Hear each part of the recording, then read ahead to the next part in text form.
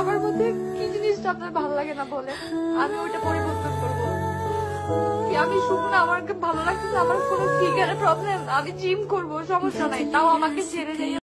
আমাদের চারপাশটা যেন দিনে দিনে বেঈমানদের কবলে ভরে যাচ্ছে। আমরা নিজেরাও বুঝতে পারতেছি না যে আমাদের সাথে থাকা, পাশে থাকা মানুষটি আমাদের সাথে চিট করছে, প্রতিনিয়ত ঠকাচ্ছে আমাদেরকেও ভালোবেসে যাচ্ছে, পাশে অন্যজনকেও ভালো রাখছে, যেটা আমাদের ধৈর্য সীমার বাইরে। ভালোবেসে বিয়ে করেন নেওয়াজ নামের ছেলেটাকে, আমরা যাকে মাশাআল্লাহ আপু নামে চিনি। তাদের কাপল পিক আমরা দেখি, ভিডিও দেখি, খুবই চমৎকার। তাদের একটা 3 মাসের কন্যা সন্তানও আছে। একটা মেয়ে কতটা সংসার প্রিয় হলে তার হাজব্যান্ডের সমস্ত অপকর্ম চুপচাপ মেনে নিয়েছে শুধুমাত্র সংসারটা করার জন্য।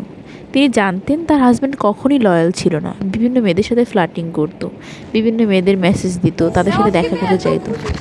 আমি এত ভালোবাসা কখনোই কারো কাছ থেকে পাই নাই। আমার সম্পর্কে এর আগেও অন্য মানুষের সাথে ছিল, আমাকে কেউ এরকম ভালোবাসে নাই। বিশ্বাস করবেন কিনা জানি না, তবে বেঈমানরা কিন্তু এমনই হয়। তারা প্রথমে এতটা ভালোবাসে, আপনার ভিতরে এমনভাবে ঢুকবে মনের ভিতরে যে আপনি মনে করবেন যে পৃথিবীর সব থেকে ভালোবাসা আমাকে এই লোকটির মতো কেউ আমাকে ভালোবাসে না। তারপর আপনাকে চিট করা শুরু করবে। তখন আপনি একদম দুমড়ে মুচড়ে ভেঙে যাবেন। আপনি বুঝতে পারবেন না আপনি কী করতেছেন, কোথায় আছেন। মনে হবে যে পৃথিবী ভাগ হোক, আমি ঢুকে যাই।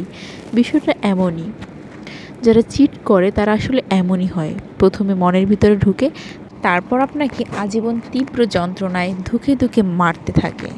আপনি বুঝতে পারবেন না আপনি কি করছেন বা কী করবেন।